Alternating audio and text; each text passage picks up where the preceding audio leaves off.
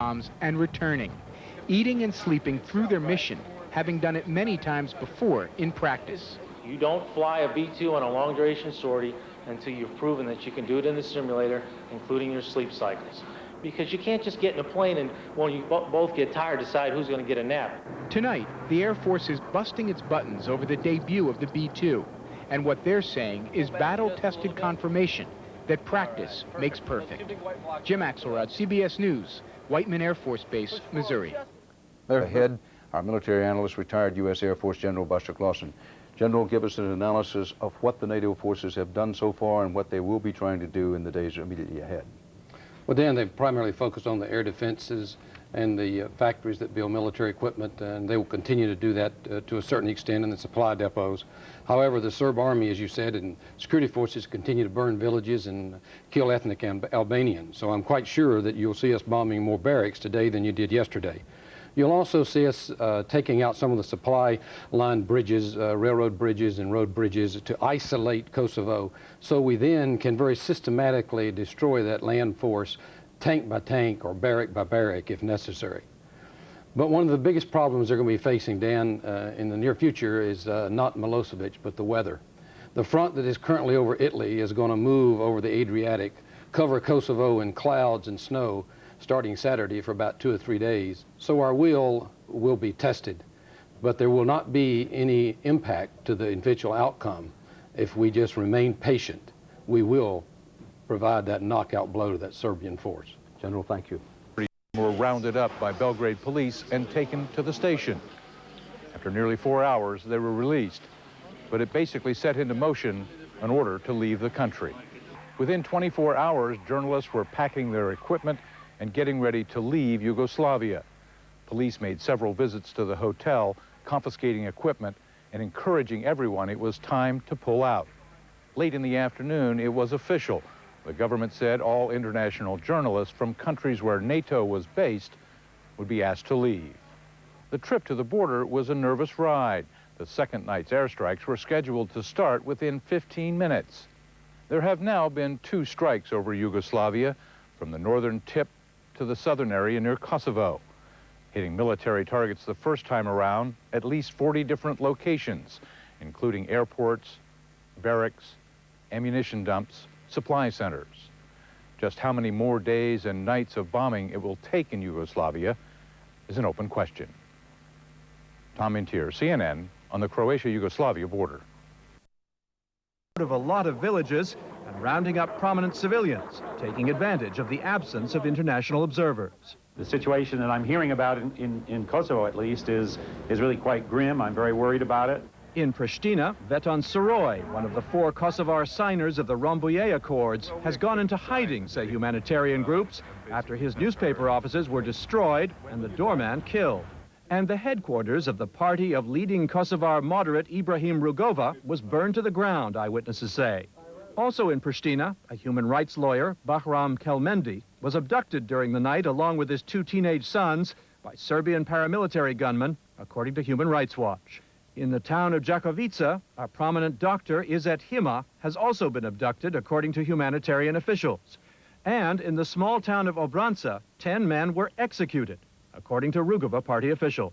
War in Kosovo has now entered a new phase. Serbian forces have begun to abduct and execute the professionals, intellectuals, political leaders, and others in a number of places throughout Kosovo. As darkness fell on Yugoslavia, so did more than 20 cruise missiles launched from U.S. warships. America's most accurate weaponry has been taking a toll on military buildings and equipment across Yugoslavia. But NATO still has to soften up air defenses before it can make headway in its ultimate goal, stopping the Yugoslav army in its tracks. What we are doing is targeting his integrated air defenses and to take those down so that our aircraft can go in greater numbers with other types of munitions and start to go after those military targets that allow him to wage this kind of assault against the Kosovar Albanians. So far, NATO airstrikes have concentrated primarily on air defenses, including airports where some of the Yugoslav Air Force has been destroyed on the ground. But increasingly, the Pentagon says future targets will be military bases and the troops they support. as airstrikes continue, you could expect that there would be a focus on achieving a more aggressive focus on achieving our goal. Sources say 2 B-2 stealth bombers were again used Thursday night because of their effectiveness in their combat debut on night 1. In fact, sources say more B-2s may be added to the mix if, as expected, the weather worsens over the next few days because of the radar-evading plane's ability to drop bombs which are unaffected by cloud cover because of their satellite guidance. President Milosevic and his military leaders should understand that there is no sanctuary for them, their military forces, their command and control elements as this campaign continues. After 2 nights of bombing, Yugoslav forces have offered only token resistance, firing ineffective anti-aircraft guns at the attacking NATO planes, but not launching any dangerous surface-to-air missiles. It could be the airstrikes have blinded parts of the system, or that the Yugoslavs are holding their fire in hopes of luring Allied planes into a trap.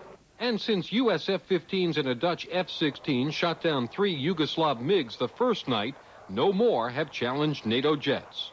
Pentagon sources say the second night of attacks was of similar intensity to the first. We're not yet at the tank-busting stage, is the way one military officer put it, a reference to the next phase, hitting troops and... Officers have not allowed interviews with pilots at the airbase. But as the aircraft which flew the initial missions were being readied for another attack, reporters were permitted to talk to a specially selected group of the ground support personnel who are keeping the planes flying. It is, they all agreed, not much different than what they'd been trained for, not the work anyway. But all felt moods change as routine operations shifted to real conflict. The sight here was awesome. Jet after jet taking off. Just knowing that all those jets are going up to do something, it's pretty exciting. It was the period between the time the planes took off and the time that they returned, which several said was the most tense. Our prayers are with them. We have every confidence that at every layer, every person that's touched that jet has done his or her best to do what needs to be done. But anytime one of our people goes in harm's way, there is some nervousness. But handling the sophisticated weaponry meant to destroy brings about its own concerns. Some reflect upon their jobs in terms of the good NATO believes it is trying to do. Overall, we are helping people, so I think it's a good thing. But for one of those charged with actually loading the bombs on the planes, the initial attack was a time to pray. Yes, sir, I did. I prayed for the pilots and the Kosovars and the Albanians. I mean, I wish that they could reach an agreement without any destruction whatsoever. Still, more destruction is in the offing. For those on the ground, this new mission may soon itself become routine. And the support personnel tell us that, at least from a maintenance standpoint, there's no reason why these operations can't continue indefinitely. Colleen? All right, Jim. It is that the B-52s here have just started taxiing. If I just move out of the way, perhaps you can see one of those planes behind me. 2 of them have already headed off down to the end of the runway to get in their position for launch. We can see just behind some of those buildings now a 3rd one moving off, and behind that I can see a 4th one. So it looks as if most of this squadron is on the move. One of the planes actually behind me here has had one of the engines removed, one of its 8 Pratt & Whitney engines. So I imagine that one may be staying on the ground, but the others are certainly on the move. Andrew, the first indication we have that airstrikes were happening at all in this conflict was the takeoff of these huge aircraft. What is the timescale? How long does it take to get there? Well, you're right, yes. The first indication of an airstrike was here at our airfield on Wednesday, when at about a similar time the planes took off. Perhaps they're moving off just a little earlier today. If they fly directly towards Serbia and Kosovo, they could reach there in 2 or 3 hours. Certainly what happened last time is that they took a much more indirect route. We don't quite know what that route was, but they flew for several hours, for 5 or 6 hours, before launching their missiles from a range of several hundred miles, and they launched those missiles from somewhere over the Mediterranean. So it could be that they take off now, fly around, and then launch their missiles later on this afternoon so that they will hit at about dusk. And obviously those on the ground are going to be assessing the damage caused in the more recent raids. That's right. Presumably by now the pilots who are on board the planes today will have had some indication of how those initial launches went. I've spoken to a US journalist, a newspaper journalist, who was on those planes when they went on the raid, and he said how his plane launched 5 missiles on that day. We saw the cruise missiles being loaded onto these planes yesterday. They're called CALCM, Conventional Air-Launched Cruise Missiles. Each one of these planes, we believe, is carrying 8 of those missiles internally in their bomb bay, and these missiles have a range of some 600 miles. Andrew, I mean, we've been seeing pictures of these things, but unless you're actually standing up to next to one of them, you can't appreciate the sheer size of them, can you? Yes, these planes are enormous beasts with their 8 engines. They're very old planes as well. These planes are nearly 40 years old. They were first used in anger in the Vietnam War when they carpet bombed some of the sites there. But though the airframe is very old, the technology they're carrying is very modern. We saw some pictures from the inside the cockpits the other day, and you could see the control stick. The metal had actually been worn away with so many pilots' hands. So a very old plane, but updated continually. Andrew, the fact of this is that they are effectively at war. They are on a mission to destroy and perhaps to kill. The RAF, we know, has psychiatrists and people to deal with pilots and those involved. Does the US Air Force have a similar arrangement? I would imagine they do. We were speaking to some of the pilots yesterday, and of course this was the question we were asking them. How do you feel knowing that the missiles you carry deliver death and destruction at the other end? And what they said is that they try to avoid thinking of the consequences. They're there to do a job, they do it to the best of their ability, and they try not to think of the consequences.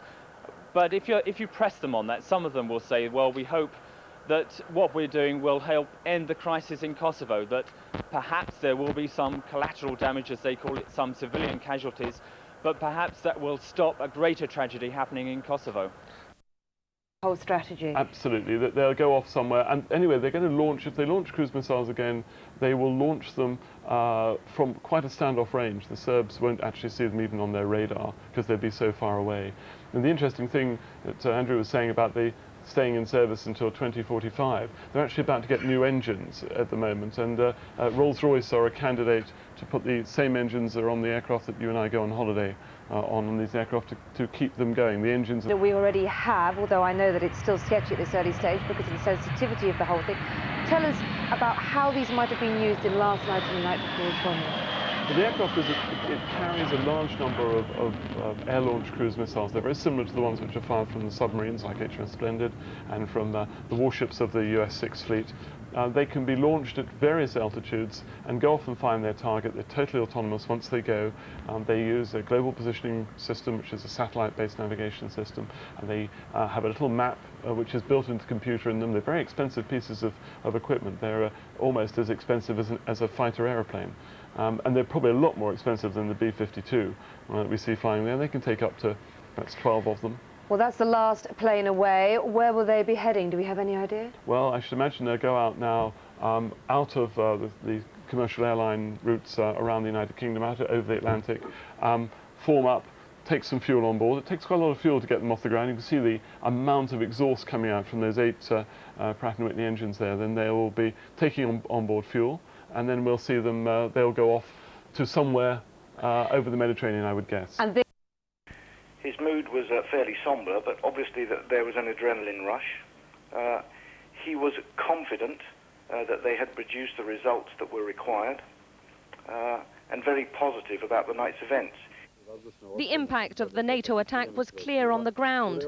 Although these pictures are from an unknown location in Serbia, the effects appeared fairly extensive. Aircraft and naval forces were once again involved in airstrikes against military targets in Yugoslavia. 6 Royal Air Force Harriers attacked explosive ammunition storage buildings within a military barracks at Leskovac, shown on the map. The targeted barracks was home to an anti-aircraft unit and an infantry unit. Weapons and equipment stored included anti-aircraft guns and ammunition, man-portable surface-to-air missiles, target tracking radars, and large-caliber self-propelled and towed guns. Such weapons and ammunition are used for point air defense and offensive ground operations and are therefore relevant both to our objective of suppressing the Yugoslavian air defense system and to our aim of reducing Yugoslavia's capability to repress the Kosovars. All of our aircraft returned safely to their bases, having completed their missions. Of the 3 targets that they attacked, 2 were successfully destroyed, as you'll see in a minute from the video camera footage. 1 aircraft successfully locked onto the 3rd target, but as a result of a technical problem, the aircraft didn't release its bombs. Our aircraft were not attacked by missiles or anti-aircraft fire. Group Captain Parkinson will now take you through the video.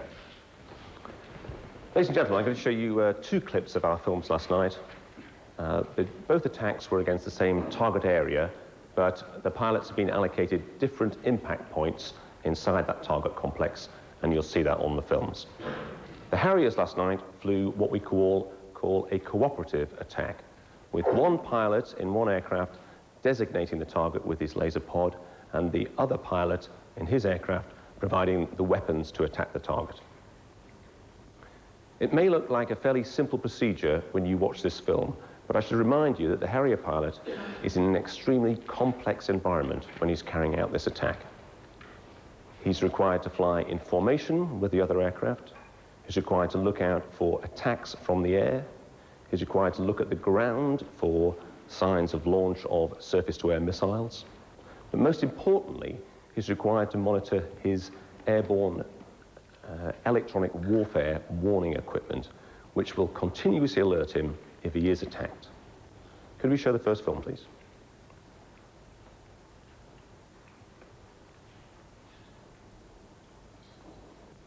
This is the picture the pilot would see when he first selects weapon aiming. He's still several minutes out from weapons release at this stage, and his responsibility is to